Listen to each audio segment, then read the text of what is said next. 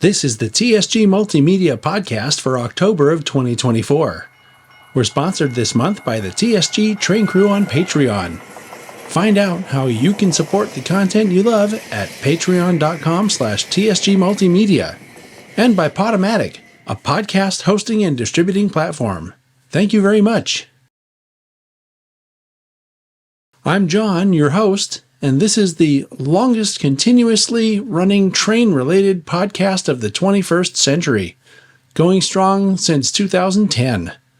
This month, we'll be talking about a layout tour shoot, a special event put on by the Tuolumne Historical Railroad Association, a garden layout open house, my garden scale 2-truck climax, a look at Caltrain's new electric operations, and a lot more.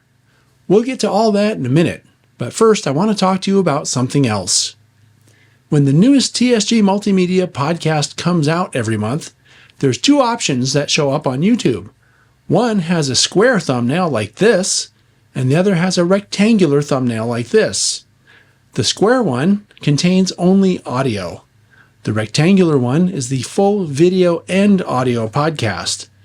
A few months ago, Google, which owns YouTube, discontinued their Google Podcast platform, instead taking all the audio podcasts that used to go to that destination and posting them to YouTube. So if you want to see the things I'm talking about, please remember to select the TSG podcast that has the rectangular thumbnail. Otherwise, all you're going to get is the audio from the podcast. I'd also like to invite you to help support the work we do here by going to patreon.com/TSG Multimedia and joining the TSG Train Crew. In return, you get regular updates with behind-the-scenes information, sneak previews of the featured content in ultra high-definition 4K, and special deals on a lot of the products featured on our Product Spotlight and N-Scale Friday programs. Supporting this channel is as cheap as $2 a month. That's only 7 cents a day, and every little bit helps. You can also use the PayPal link listed in the description of every program that comes out, including this one. If you use PayPal, it doesn't get you the same benefits as Patreon, but it does help us. Of course, if you're not in a position to support us directly, liking and sharing the programs on this channel also helps. Hi, we're doing something train related today. I just finished editing the podcast for September this afternoon, and we're already operating. This is the evening of September, 3rd or something like that. So we're up here at Ray Turner's for another, what I call sunset ops.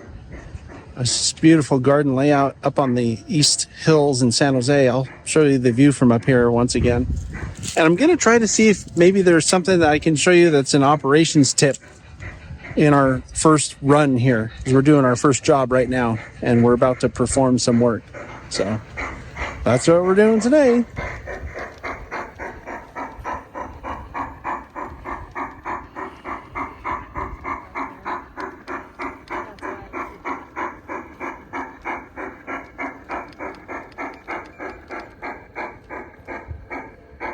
So that's our train, and in the foreground you'll see a loading dock.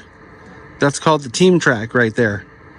And what we need to do is put our tank car and our box car there onto the TRAK. That's all the work we have to do here, right? Yep. So we're going to cut our caboose off somewhere on the track that we're on, and then back those two cars onto the TRAK by running up to one of the turnouts up there and then backing in on this track here. It's a pretty straightforward move, actually. This is called a trailing point set-out. The remainder of our work for this job was picking up the two cars that are on the train now. So we're on our way back to the yard where we started.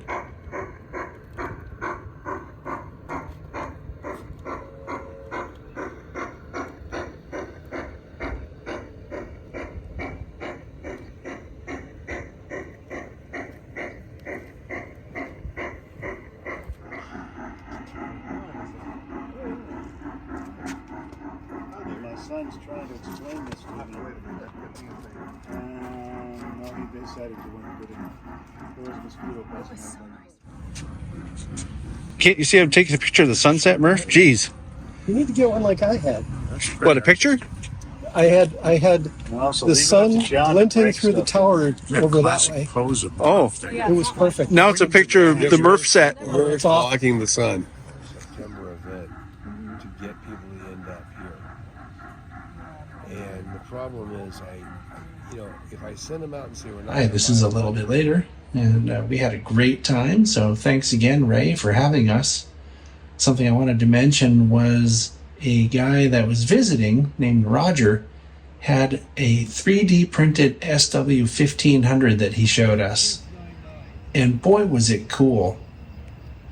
It was battery powered with all the SP lights. And boy, it was a real treat to see that run.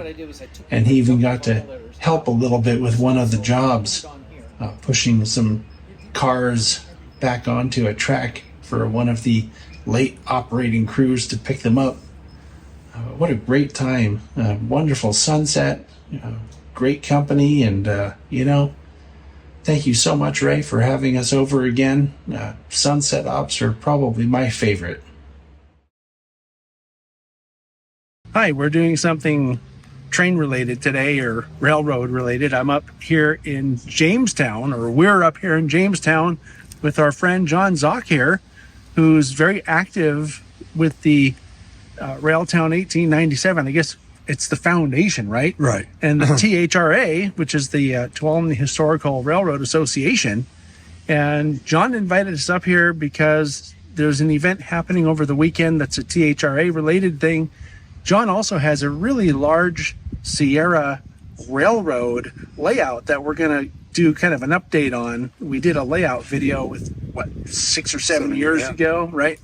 But there's been a lot of progress on it. But we came to Railtown first today on our way up here because John wants to show us some of what's been going on here at Railtown. So what are you going to show us? Well, we'll walk through the old roundhouse. They're working on the locomotive number 3. They're getting ready to hopefully get it back into service maybe by February or early part of next year. So they've done a lot of work on it, but they're still working on it. So it'll be interesting to take a look at that. And we can show you some other things and some of the other places that maybe the most common sections you don't get to see. Tri-Dam and the car garage and things like that. So we'll see a few things that most people haven't seen before. Sounds like it'll be a good podcast segment. So let's go. All right. Okay, what we're looking at is the Hetch Hetchy number 19. It's a motor car used on the Hetch Hetchy, primarily from Hetch Hetchy Junction all the way up to the dam site. They used it to send out the payroll, and you might be able to see something in the car that would indicate that it was an ambulance capability, so they do that. It was actually purchased by Al Rose and then donated back to the Railtown. I can't remember the exact time frame, probably late 80s, early 90s, and it's been here ever since. So occasionally it gets run, but not too often anymore. And here's the fabled Sierra number 3 taken apart. Geez, what are they doing to this thing? They replaced some of the stuff inside. They did all the new bolts, and it's their 15-year... Oh, the 15-year rebuild or whatever they call that? Yeah. And they're finally getting close. The boiler's basically done now. They're working on all the other levers and gears and the power of and getting things to stop leaking, which you think would be important. Yeah, right. Don't want too many leaks. So they took the cab off. It's up in the Tri-Dam, and I think most of the work is done. It's hard to see what's happening because you don't see a lot of it going on in the inside. But there's people who actually get in there and drill holes and add bolts and all that. It's just amazing. So looking forward to getting it back into service.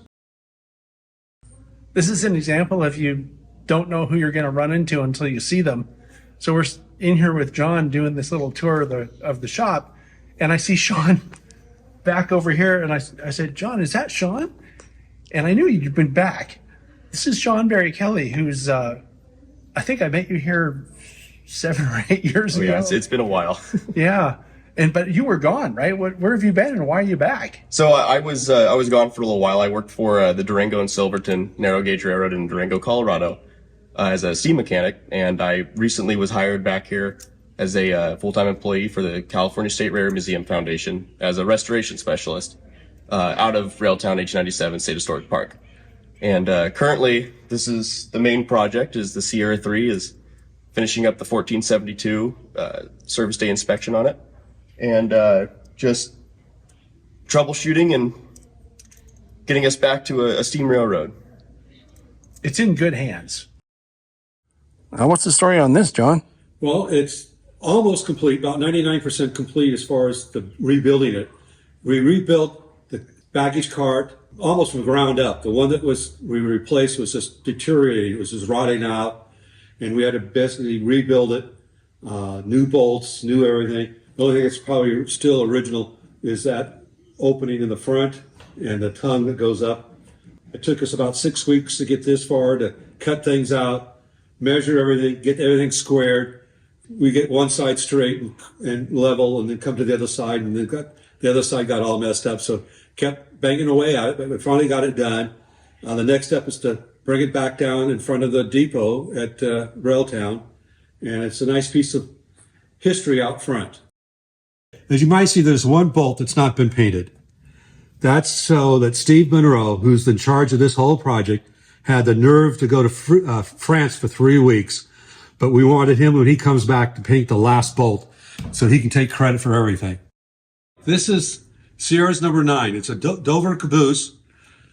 They built it. Sierra Railroad built it in the 1912-ish, around that issue. It was in service, and then during World War II, they leased it out to SP because of shortage of cabooses at their road, and it came back and gotten banged up a little bit by the SP, and they had to do some work. It's been out of service since the 70s. We were hoping to restore it at one point, and it got stopped in the middle of it. It's been in this barn probably mid-90s, and it just been sitting here. Everybody would love to see it rebuilt, but it's a long list of things, and who knows if it ever will get done. But at least it's out of the weather. It's not going to fall down. At least unless the whole building comes down, which is always a possibility. But anyway, it's a lot of history here. Doesn't look very tentative or very attractive, but it's a well-known piece of equipment in Sierra history. This is the Tri-Dam building that was built in the 1955 era, when they were building all the dams up above Beardsley, etc. What you're looking now is obviously a model train in essence. It'll be running the Thanksgiving parade here in Sonora, and it is built by a volunteer. And this is the machine shop area, and across the way is the wood shop. And most of our work, all the volunteers that work here, ends up in one of these two buildings working on different projects. So we're here every Thursday, usually from about 8 o'clock to lunchtime. Then we have a nice lunch, and then we all go home. So it's a good couple hours. Everybody has a good relationship. We'll try to get as much done as we can. Some projects take a lot longer than others, but we're always trying to fix things and replace things. So it's always something to do. So it's a fun 4 or 5 hours a week. This is one of those examples of you never know who you're going to run into. Or an example of we didn't have a choice of who he ran into. Yeah, an example of you're hoping you weren't going to run into him, but there he is. Hi. Long time no see. Yeah, our buddy Mike. Garrett's hiding. I'm not an accomplice yet. No. Hi, so we did something train related today, and what we did was actually part of the whole reason for this trip, and that is to go to John Zock's layout here. We saw John yesterday down at Railtown, and to cover it again. And John has a really large, it may be the largest privately owned railroad that I've seen, model railroad. One of the things that I like about this time is the first time, like I said, about 7 years ago, we were kind of rushed because you had something to do that day and we had a hard stop on it. So I felt like it was kind of rushed, and it still turned out okay. But since then, I've learned a lot more about operations, and this is a very operations-based layout. So on this layout tour, we're covering a lot more about the operational aspects of it, and it wasn't rushed. So what do you think? I think we did a great job. I really enjoy the operations. I encourage people to come by, even if they said they have never done that. We'll give them some easy trains to run with and walk them into the process. And I hope one of these days you'll be able to come by and join us in an op session. Yeah, that's another one of the funny things. We've been here to document operations on this layout for a Model Railroading 101 episode that was called, I think, Op to Drop or something like that. And it was a lot of fun, and I could see that all the operators were having a great time. So I think we may take you up on that at some point, because, you know, we both love to do operations, and seeing some of the examples of the jobs that you have here today. And if you make a mistake, we'll only harass you to no end. That's okay, because we give it back. Yeah, So it's all even. Yeah. That's half the fun. All right. Thanks again. Thank you. Yeah. Hi, so we did something train related today, or railroad related. We came out to Jamestown, which is near Sonora. We've been out here, as you know, for the past couple of days. And the event today was for the Tuolumne Historical Railroad Association, the THRA, which you've heard about on the channel several times now. And what had happened was they're calling a field trip that we did today up on a place called Table Mountain. And I'm at the edge of the mountain now, and there's a reservoir here and just an amazing view. This has been a very interesting event. We had people talk about various aspects of the history of Tuolumne County, mostly rail-related history. We had an update on the Sierra number 3, which was really cool.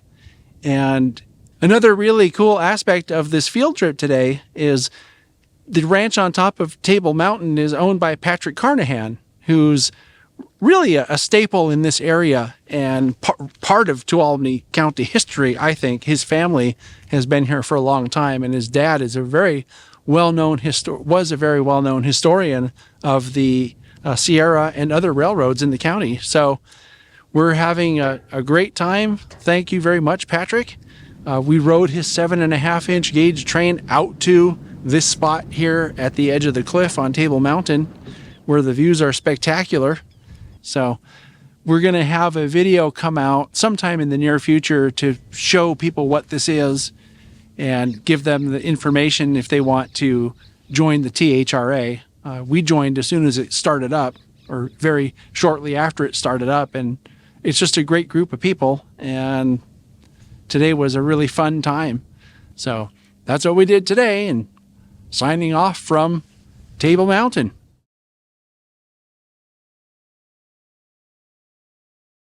Hello, this is the next morning, and I'm out here in Hollister at the San Benito Southern, and we're having an open house here today, and I came out to help. So I brought my garden scale Climax that I've had as an ongoing project, and as a matter of fact, we have a video coming up pretty soon of lettering this engine, and I'll show you. It's finished now, but there's a whole video coming out on how to letter this thing using vinyl and a Cricut machine. So that'll be coming out sometime pretty soon. And I think while we're here today, I'm going to take some pictures of it running on the railroad so that I can finish that video. People should be showing up here real soon. So it's very close to 11 o'clock right now. Maybe it is 11 o'clock. I didn't look. But these open houses are always fun. We're keeping track of how many people come too. So I'll probably come back with an update later. Look, we had a small problem on that lower loop. I think the engineer was drunk. Okay, so the open house is officially over. And it was a rather lightly attended open house, and I was kind of curious about that, so I was asking these guys, and they said that the organization was trying something different where they only had a couple of layouts open today, and that's, I think, why it wasn't as highly attended as usual, because people probably won't come out to open houses unless they can go to a few open houses. So this is a lesson learned, I guess, that if you're in the process of organizing an open house day in your area, make sure that you have several open houses for people to go to. Because if you don't, it's possible this isn't what they said. I'm just saying this myself. It's possible that people won't want to be open for it because they won't have enough people there. So just something to think about.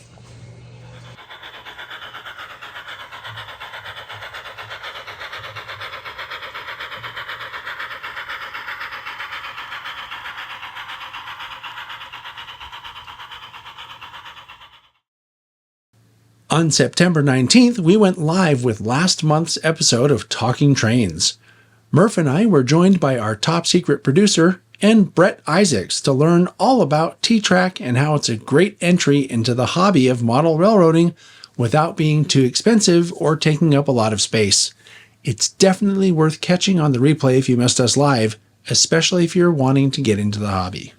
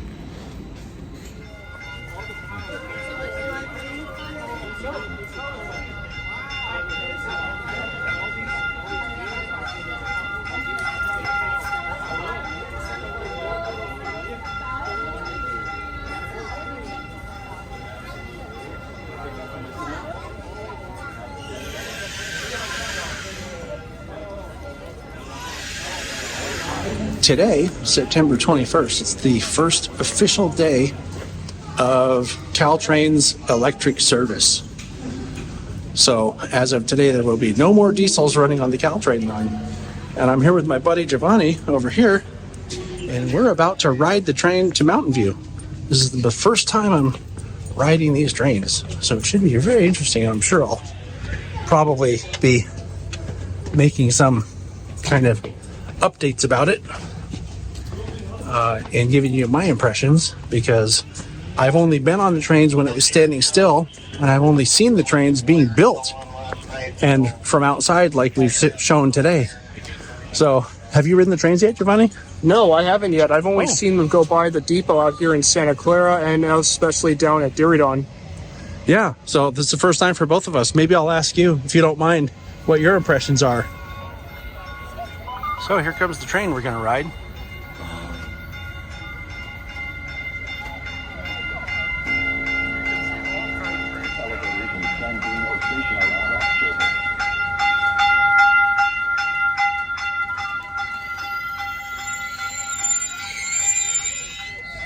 We're about to take off. Giovanni, I've been watching these things departing from the station for a few weeks now. Did you bump your And head? I'm expecting to feel my back being pushed into the chair because they go so fast. Yeah, they accelerate pretty quickly as a high-speed train. Yeah. Okay, now they've delayed the inevitable. I just want to get this on camera because first time I've been on one of these things as they're taking off. Yeah, the other reason that they could be like waiting this long is also because maybe a last-minute passenger could decide to get on or off. Yeah. It can happen on the railroad. One of the things happening today, because it's their first day, is it's free to ride. So there's probably a lot more people getting on and off the trains, which would cause that kind of delay. Yeah, I expected there would be a lot of people, especially for those who don't know, this weekend is also Muni Heritage Days up in San Francisco. So if you like cable cars or street cars, this is a way to go. And plus you get a free train ride to and from wherever you're going. Yeah. That's one of the events that has been on my radar actually to cover for quite some time, is that Muni Heritage Week thing. But I don't think I'll get to it this year, but knowing how quick and easy it is to take Caltrain up there now, that'll make it happen sooner probably. Yeah, especially if you like streetcars. I also should mention that there will also be running vintage buses that San Francisco used to run too for Muni and all the other companies.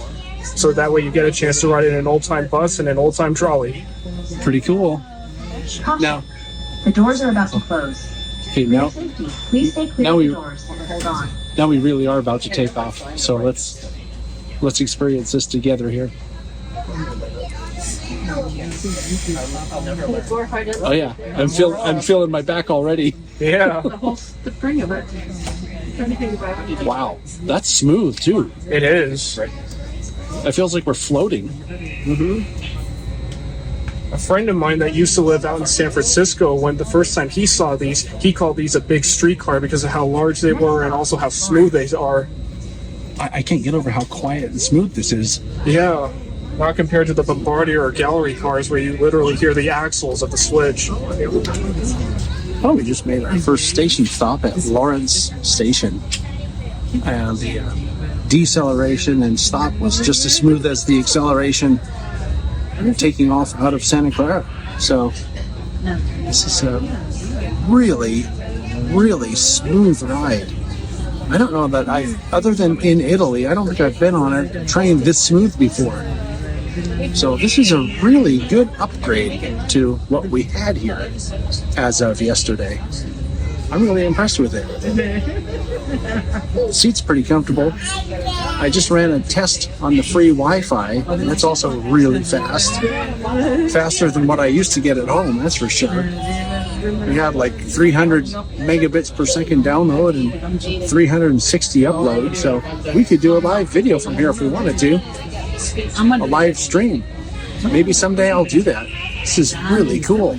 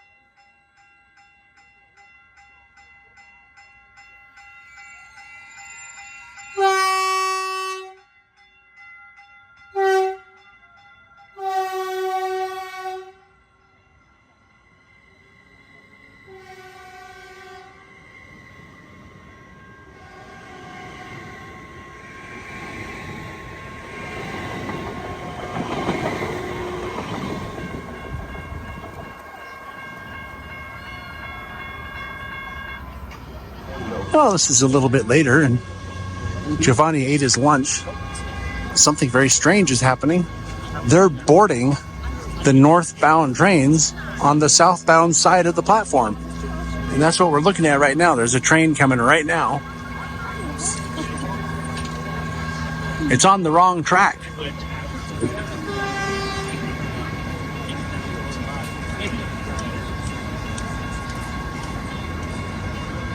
Elevators then through Mill Station around on service.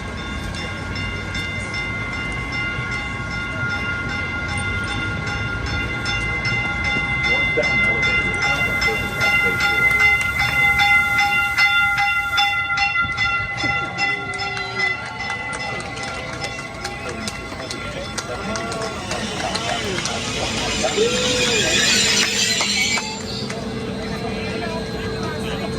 Okay, so we discovered the mystery of the train going the wrong direction. This is some special train that's not on the regular schedule, that they're taking people to Palo Alto for some shindig they're doing up there. But while we're sitting here, I forgot to mention earlier that Giovanni's sent in some catches of the month. So you're going to see some stuff from him later. But we were just sitting here and he airdropped me this video that he took this morning, right? Mm-hmm.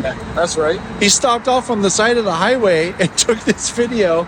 And I'm like, boy, this guy's like a really professional filmer, because even I don't do that. Why don't you tell people what they're looking at? Sure. So what you'll be looking at is a video of a Caltrain EMU heading to San Jose Diridon. It's a wide-angle shot of the bridge that goes over Highway 280. And the way I got that was I stopped directly underneath the Bird Avenue Bridge and did a panning shot of that whole train going from one side to the other. And there were no CHP officers to bother me about that. Luckily. Yeah. All right, so our train back home, if you want to call it that, is approaching.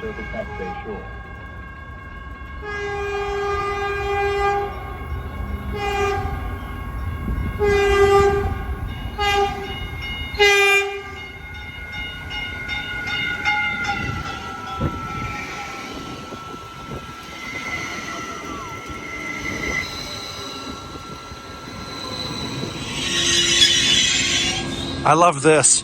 Watch this thing.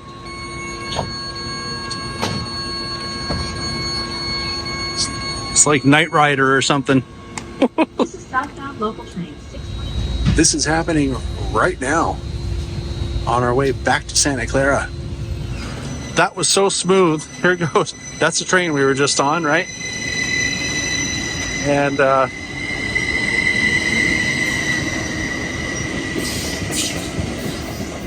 I just want to say that was so smooth that I wanted to stay on it. Yeah, that was an incredibly smooth ride. And it reminded me of seeing all the videos of the Northeast Corridor and the Acela trains.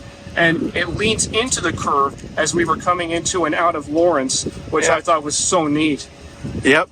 It just makes me want to ride those, especially upcoming for hopefully a Giants game or two. Right? So in case you haven't figured it out yet, we're doing something train related today. Gary came all the way out from Sacramento, and I'm up here with Kevin, and then Curtis is over here too. From San Benito Southern, right? For a tower. Yeah. Yeah, so we're going to do a little bit of riding the train and taking videos of the train. Shots. Yeah, get some shots, do some riding, get some more shots. Should be a lot of fun. What do you think, Gary? I mean, you came all the way up from Sacramento for this. Yeah, I sure did. That's a long drive. Well, I figured I better get down here and ride these electric trains before they go away. Oh, right.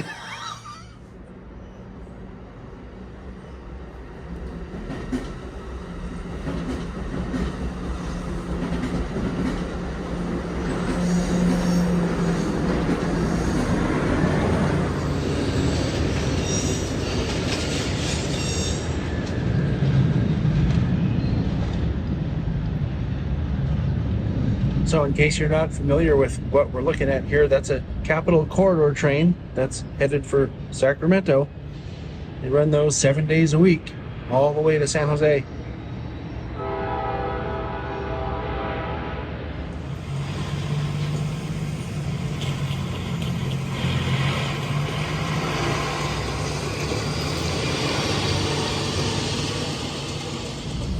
We barely just left the station there. Yeah. Look at that. Look at that scenery flashing past. Yeah. I mean, we're going pretty fast already, guys. What's your honest reaction to your first experience riding this electric train there, Kevin? Well, they're nice, smooth, quiet.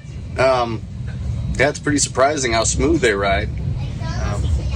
Ride the old gallery cars on this line, they rocked and rolled. This is nice and smooth. Yeah. I seem to recall them being pretty loud, too. Yeah. It's like a new car. Well, it is a new car. Yeah. Yeah. Horn's kind of nasty, but oh well. It is what it is. What's your initial reaction there? Beautiful. Yeah? Yeah, the sound in here, you could hear people talking 30 feet away. Nice and it's like being in a library in here. Nice. Yeah. We're sitting at one of these little table seats, right? Just having a quiet conversation here. Europe feel to it. Very nice. Good stuff. It's nice. Yeah. Smooth, cool, refreshing, relaxing.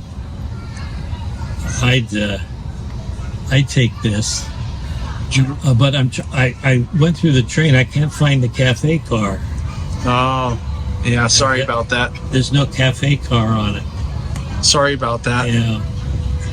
However, it's not as good as the old Suburban coaches built in 1924. Yeah.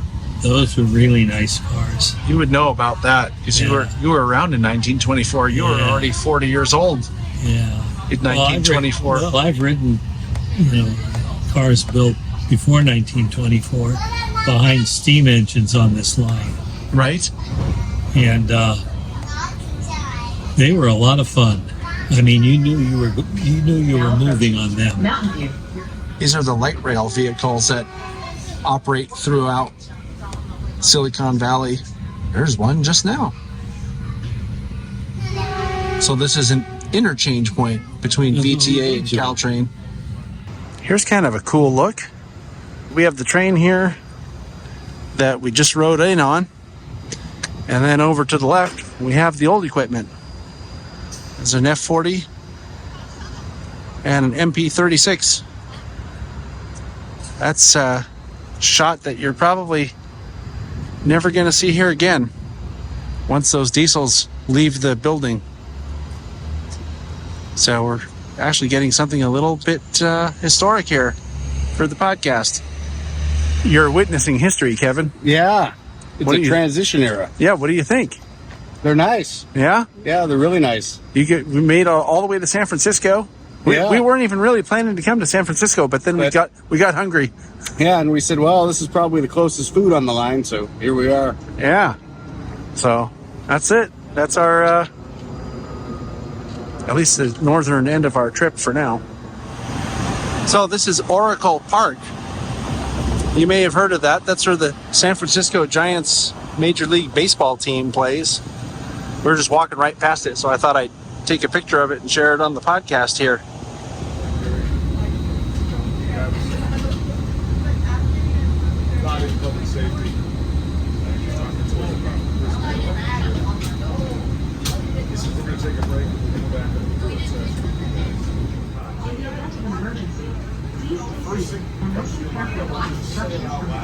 For emergency responders. If you are instructed to use an emergency exit, use caution and walk to the side of the tracks at least 20. So we've arrived at a station called Bayshore, and we've exited the train.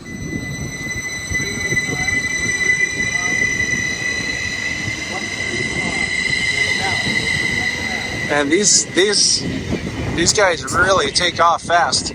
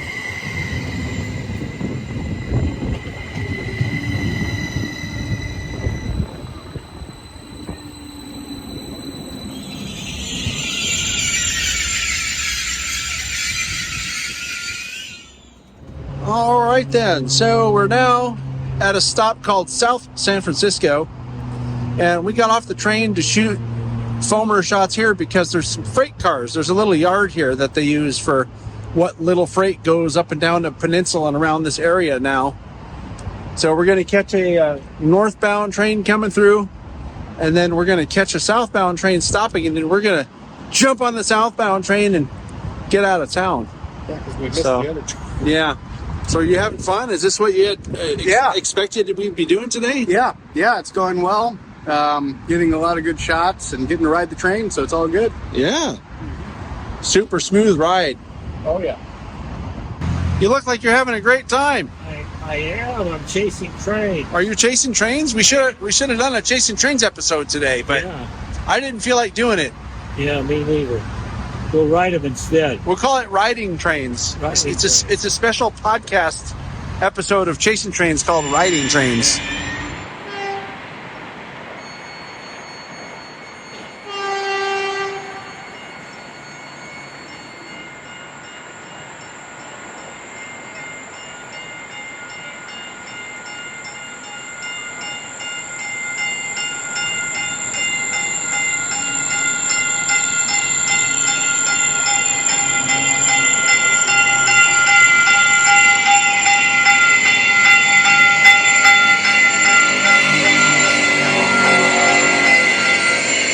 Expect up to 15-minute delays for all trains.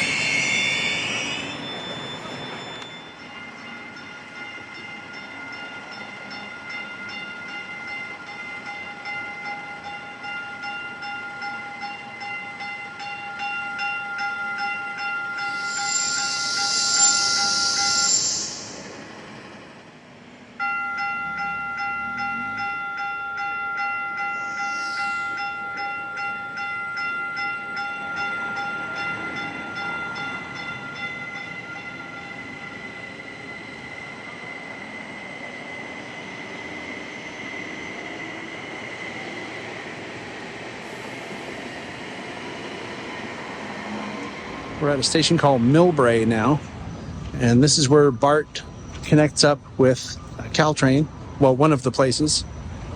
And we just got a shot from an overpass over here, which I know well because I took a shot from that same overpass 20 years ago when I was recording for the Caltrain 2005 video, and it was almost the same shot. But this time, it was funny. There's a tree that has grown up since 20 years ago. I'm not even sure that tree was here last time I was here. And the engine stopped right behind the tree.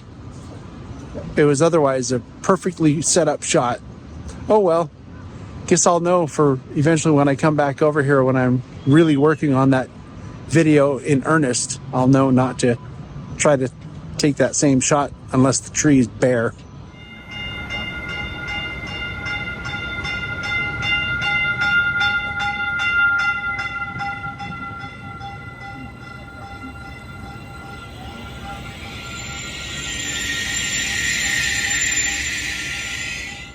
Okay, so we finished up in Millbrae, and we're back on the train. Caution. Just making a station stop at San Mateo at the moment. The doors and hold And a on. whole slew of people just got on the train. They have a big festival thing going on here in San Mateo.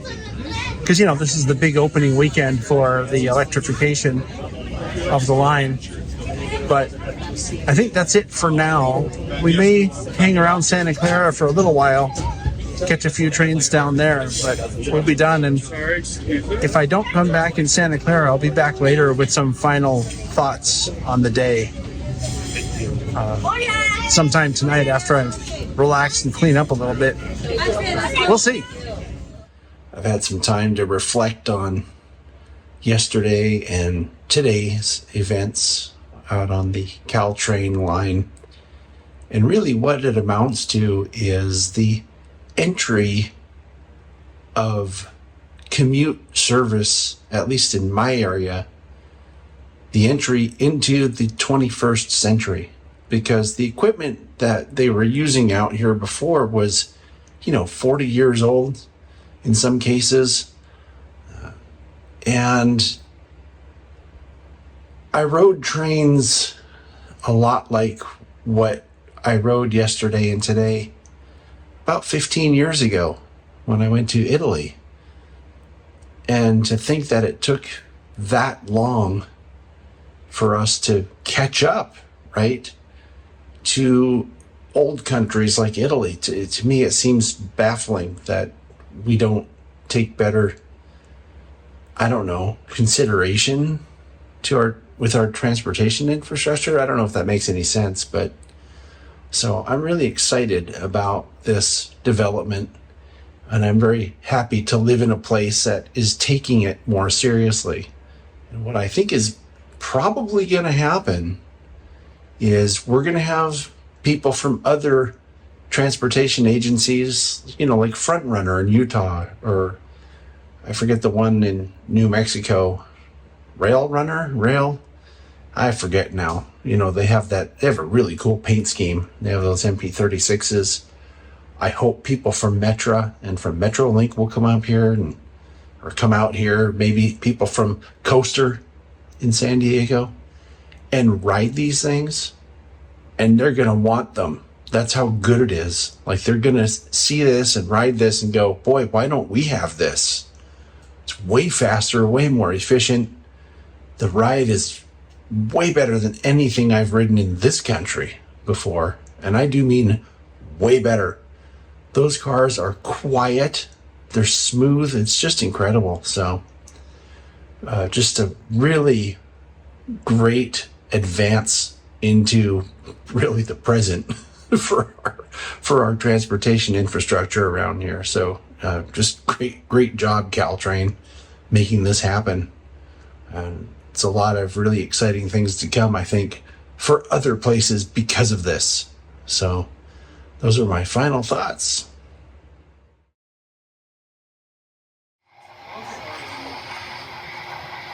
Is that 688? See how much quieter it is when you use phone?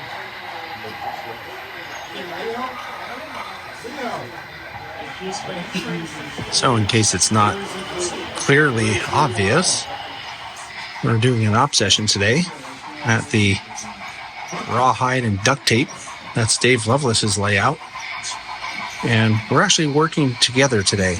So our first job is this really impressive reefer block. It's a 23-car train. I think this is the longest train that runs on this layout. And so this is the first job, and we're just about to end it. The train is coming down around this, I guess it's a single turn helix, and I have it routed to go into track 7 per the directions, which are in the foreground here, into this yard. Oh, and there's our engineer, or top secret engineer, I guess.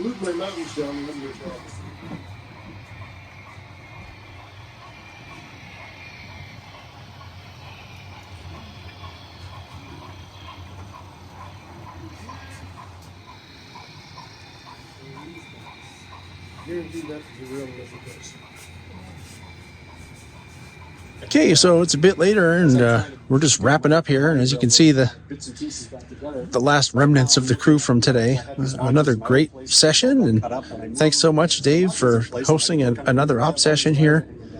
We actually had two guest hosts at the layout, which is pretty cool.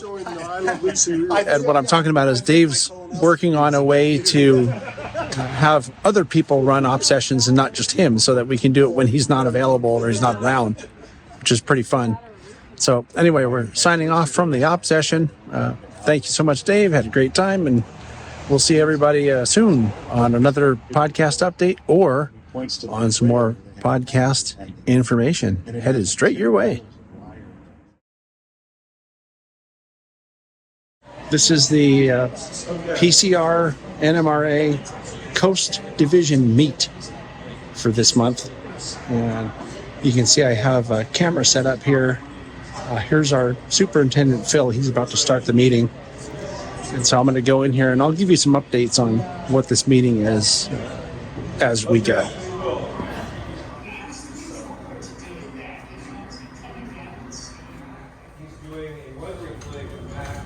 That will start about 10:15 and will run probably till about 11.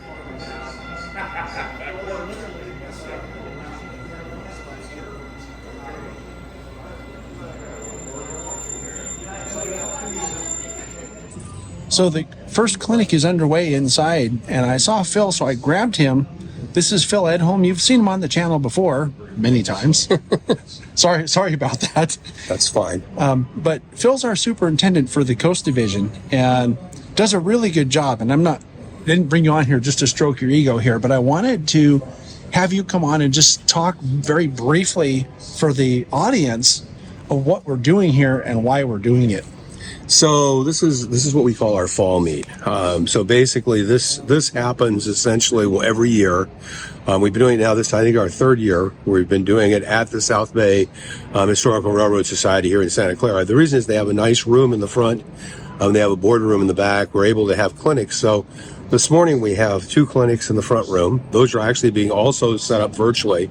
So we also, in addition to the people in the room that you'll see in the pictures, there's probably about 10 other people now on the online virtual meeting. So we do that in the morning. Then we have lunch, and then in the afternoon, we have some layout tours. Today we have a couple of layouts. In fact, one of them is Seth Newman's layout. One of the clinics in the morning is about a area on Seth Newman's layout. Now it was reimagined and re-scenicked. We do this typically here again in the fall. We're starting and doing a early spring, late winter, which will be in the North Bay at the Golden State Railroad Museum. We'll do that in the February-ish time frame. Obviously, late March, April is the PCR convention time. And then, of course, we do 2 auctions a year. We have a December auction and a May auction, and those are typically in Alameda. So those are opportunities to both, buy and sell your collection or buy those things you need. Then we try to do a couple of other events every year, like go to Niles Canyon Railway in the morning, do a shop tour, and then have some layout tours in the afternoon. So there's the kind of events that you get to participate in as an NMRA member.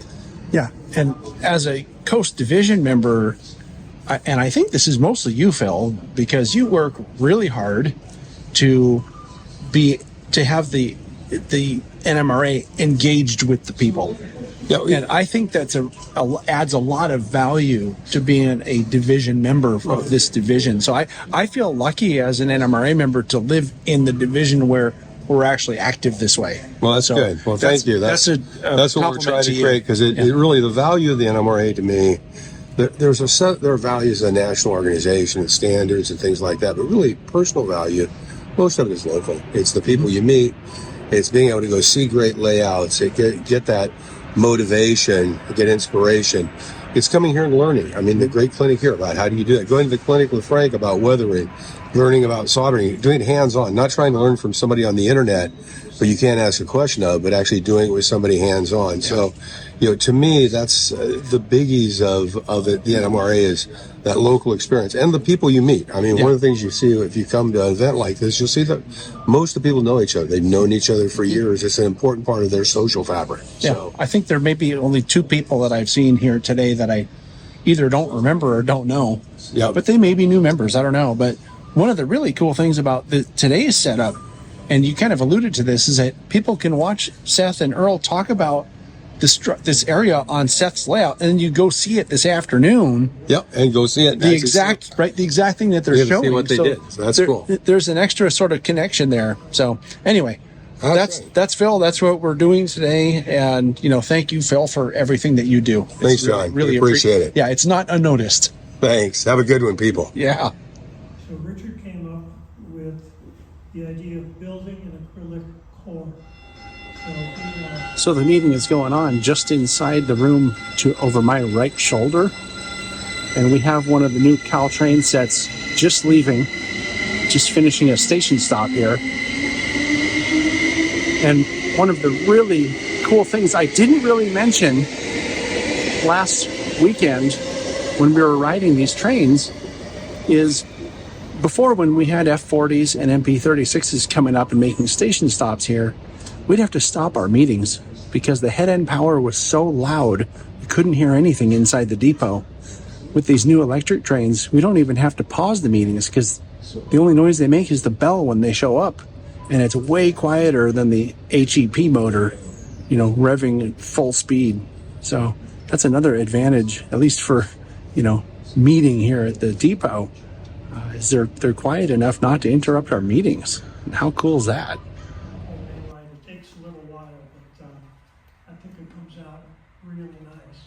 So since this pretty much fits, is the size of an HO scale boxcar. So it clears the tunnels, the bridges. Cars roll fine or not, they can fall off the track. But Dave's got this great clinic on making sure.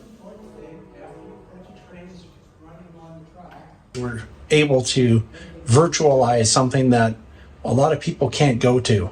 And I think it provides a good value to the group by being able to do that. And if you're interested in doing the same thing for your NMRA division, you're welcome to get a hold of me anytime. Just use podcast at tsgmultimedia.com and I will show you the setup. You don't need a bunch of fancy equipment like I have. You can do it with just a laptop and an internet connection. So anyway, just thought I'd throw that out there. And with that, this begins what I call podcast week, and I'll be editing and putting together the podcast that you're watching right now. And yeah, that's it for now. Signing off. And now for this month's catches. Lucas Woodward sends in the following shots from his epic United States tour. The first photo is of a southbound Amtrak number 53, the Auto Train, passing through Ashland, Virginia on the evening of June 26th. These next two photos are at the Virginia Museum of Transportation in Roanoke, Virginia, featuring Norfolk and Western Giants Class J 611 and Class A 1218. These were both taken on June 29th. This photo comes from La Plata, Missouri on the BNSF Transcon as an eastbound Union Pacific intermodal train races through at 70 miles per hour. Here's another shot from La Plata as the westbound BNSF Manifest train passes the Santa Fe passenger station. The final photo from Lucas is the next morning as Amtrak number 3, the Southwest Chief, is stopped at La Junta, Colorado with P-42s 194 and 11 on the point. And now for something different. Giovanni Rossi sent in these photos of trains that he took on a trip to Peru in September of 2022. These first 3 shots were taken at Estación San Borja Sur. I think I said that right. Hey, this kind of reminds me of the Caltrain equipment we featured on this podcast. And the last one was taken at Estación La Cultura. Thanks for sharing these unusual shots. So speaking of something unusual, our last catch is a video that was captured on a phone. Check this out. It's one of the neatest things I've heard all the year. This is KJL's Wishes and Wants, quoted in a way only a railroader would understand. It's titled, If During Your Retirement You Find Yourself. So, if during your retirement you find yourself going for a hike or climbing a mountain, I want you to always know you have KJL's permission to put as much power online as you need so you don't stall out. Also, if during your retirement you find yourself chasing your grandkids, I hope you can still find Run 8 for many, many years. Also, if you end up on a golf course, I wish for all your tee shots to be straight as a rail and your putts to never derail.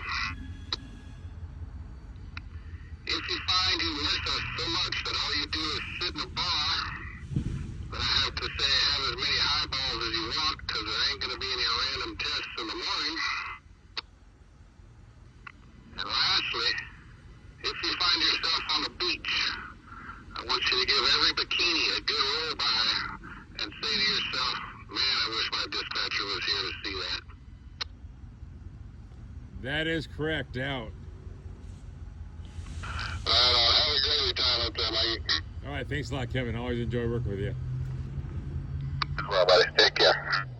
If you have a catch you'd like to share, please send it to podcast at tsgmultimedia.com. Be sure you own the shots and tell us the whats, whens, and wheres of the shots you send in. So we're officially into the start of fall now, and there's some time to get out there and have some train-related fun still. We're off to the Central Coast Railroad Festival this weekend. I'm sure we'll see some of you out there. And make sure you catch the Talking Trains show this month because we're going to do something a little different. Murph and I will have 2 guests joining us virtually, and we'll be talking about what I call the holy wars of the hobby. That's things like DC versus DCC, or NCE versus Digitrax, or steam or diesel, or SP or UP. It should be a lot of fun. Actually, if you have an idea for a Holy War topic, post it in the comments section below, and we'll try to bring it up on the show. Should be a lot of fun. Anyway, that's it for now. Thanks for watching, and I'll see you next time.